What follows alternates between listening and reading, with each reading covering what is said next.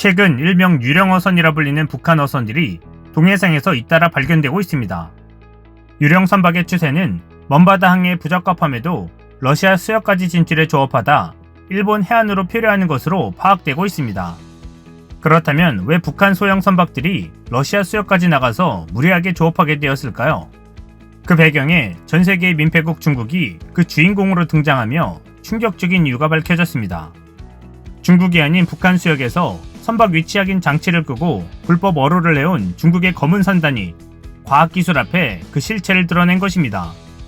그동안 숱한 의심적 정황 속에서도 중국 당국은 구체적인 증거가 없다며 이러한 주장들을 묵살해왔습니다. 국제비영리단체 글로벌 어로감시 GFW에 따르면 국제연구팀은 다양한 위성 자료를 종합해 북한 수역 주변에서 이뤄지는 검은 선단의 광범위한 불법 조업 실태를 조명한 연구 결과를 국제학술지 사이언스 어드밴시스에 발표했습니다.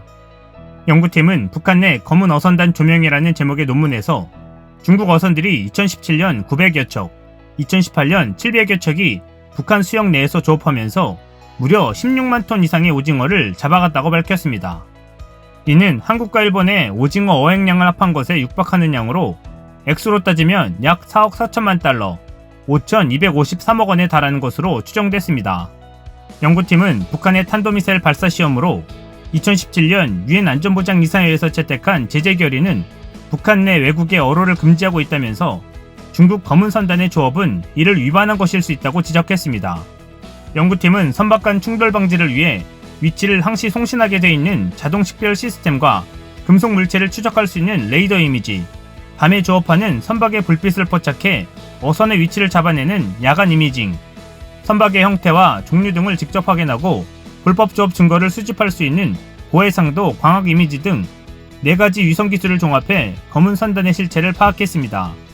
논문에 공동 저자로 참여한 박재윤 GFW 선임 데이터 분석가는 북한 수역에서 불법 어로 활동을 하는 선단 규모는 중국 전체 원형 어선단의 3분의 1을 차지한다면서 다른 나라 수역에서 이뤄진 단일 국가 어선의 불법 어로로는 지금까지 알려진 것 중 가장 큰 것이라고 설명했습니다. 연구팀은 남북한과 일본, 러시아의 영해가 맞닿아 있는 해역은 분쟁이 심하면서도 감시가 이뤄지지 않는 곳이라면서 다양한 위성으로 수집한 자료를 종합해 불투명하기로 악명 높은 해역에서의 어로 활동을 전례 없이 확고하게 파악하게 됐다고 설명했습니다.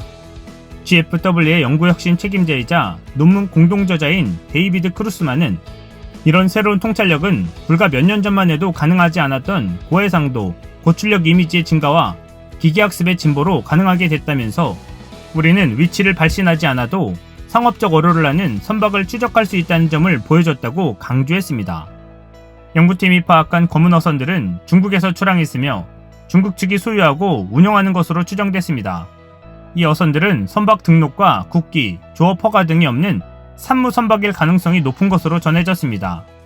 연구팀은 또 지난 2018년 러시아 수역에 침범해 불법으로 조업한 북한 어선이 약 3,000척에 달했다면서 북한 어선들이 기업화한 중국 트롤 어선과의 경쟁에서 밀려 러시아 수역으로 가게 됐을 가능성이 크다고 밝혔습니다. 연구팀은 북한의 수역 목선은 먼바다까지 나가기에는 장비가 열악해 최근 몇 년간 수백 척이 일본과 러시아 해안에 표류하고 일부 어촌 마을에는 과부촌이 형성되고 있다면서 이런 원거리 조업의 결과는 심각하며 걱정스럽고 점증할 수 있는 인권적 우려를 나타내는 것이라고 지적했습니다. 연구팀은 한국과 일본 수역에서 각각 잡히는 오징어가 2003년 이후 각각 80%와 82%가 줄었다면서 검은 선단들이 오징어 어획 관리에 큰 위협을 제기하고 있지만 영해 범위에 대한 관련 국가 간 합의가 이뤄지지 않아 국가 차원의 공동 어획 관리를 방해하고 있다고 덧붙였습니다. 오징어 어기는 매년 5월에서 시작해 12월까지 이어지는데 2020년 어기가 어느 정도 진행됨에 따라 논문에 적용된 기술들을 2020년 데이터에도 같은 방식으로 적용했더니 2020년 6월까지의 데이터만 분석했음에도 벌써 600여 척이 넘는 중국발 쌍끌이 어선들이 북한 수역에서 조업하고 있는 것으로 나타났습니다. 일본 수산연구교육기구의 미야하라 마사누리 회장은 이번 연구와 다른 믿을만한 과학적 결과가 제공한 증거를 이용해 불법 어로가 제기하는 도전에 맞서야 한다라고 강조했습니다. 호주 울렁공대학 국립해양자원안보센터의 쿠엔틴 하나치 부교수는 국제수산업계는 오랫동안 불필요한 비밀주의와 은폐 문화가 지배해왔다면서 위성을 통한 감시가 핵심 해결책이며 이번 분석이 새로운 해양 관리와 투명성 시대의 시작을 나타내는 것이라고 밝혔습니다. 북한은 중국으로부터 기름과 옥수수가루, 쌀 등을 지원받으면서 북한의 수역을 중국이 장악하고 있다는 사실은 몰랐던 것일까요? 아니면 알면서도 방치해두었던 것일까요? 특단의 조치가 취해지지 않는다면 동해 북한 수역에서의 대규모 불법 어업은 계속될 것으로 보입니다. 이는 오징어 자원 감소를 부채질하여 먼바다로 내몰리고 있는 북한 영세 어민들에게 또 다른 비극적인 결과들을 초래할 것입니다. 이번 논문을 주도한 GFW는 해양보호 환경단체 오셔나와 환경 관련 위성사진을 제공해온 스카이트루스나 구글 등이 지난 2015년 어로활동 투명성 제고를 통해 바다의 지속 가능성을 높일 목적으로 창설된 국제 비영리 단체로 첨단 장비를 활용해 어로활동 관련 자료를 제공하고 있습니다. 근본과 같은 분석 결과를 토대로 불법 어업을 방지하기 위한 구체적인 행동에 나서 국제규범 위반에 관한 합당한 책임을 지을 수 있는 추가적인 조사가 시행되어야 할 것으로 보입니다. 한편 일본의 민영방송사 네트워크인 NNN은 지난 16일 뉴욕타임즈가 홍콩에 있던 디지털 뉴스 거점을 홍콩 국가보안법을 이유로 서울로 이전하기로 했다는 소식을 전했습니다. 아나운서가 뉴스를 전하자 해당 보도 프로그램의 진행자는 서울입니까? 라고 질문했고 한 패널은 놀랐습니다 라는 반응을 보였습니다. 진행자가 다시 도쿄가 아니네요 라고 재차 확인하자 패널은 도쿄로 왔으면 좋았을 텐데요 라고 아쉬움을 표현했습니다. NNN은 뉴욕타임즈가 서울을 선택한 배경에 대해 이전 장소로 도쿄도 후보에 올랐지만 외국 기업의 우호적이고 아시아의 주요 뉴스에서 중심적인 역할을 하는 서울로 정했다고 설명했습니다. 그런데 이 언론은 뉴욕타임즈가 지난 14일 밝힌 서울행 이유 3가지 중 2가지만 전하고 나머지 하나인 독립된 언론은 언급하지 않았습니다. 요미우리, 아사히, 마이니치, 니혼게이자이 등 4대 일간지를 비롯해 교도통신, NHK 등 일본 6개 주요 매체 관련 보도를 보면 아사히 신문만 독립된 보도기관의 존재를 서울행 배경으로 언급하고 있습니다. 다른 매체들은 언론 보도의 독립성이 뉴욕타임즈가 서울을 선택한 이유 중 하나라는 사실을 보도하지 않았습니다. 뉴욕타임즈가 밝힌 3가지 이유 중 1가지에서 2가지만 거론하거나 이유 자체를 거론하지 않았습니다. 일본의 온라인 매체인 리테라는 NHK와 니혼게이자이 등 주요 매체가 뉴욕타임즈의 서울행 이유 중 보도의 독립성을 빼고 보도했다면서 뉴욕타임즈 거점 이점을 둘러싼 보도에서도 일본 미디어의 한심한 모습이 드러났다고 지난 19일 비판했습니다.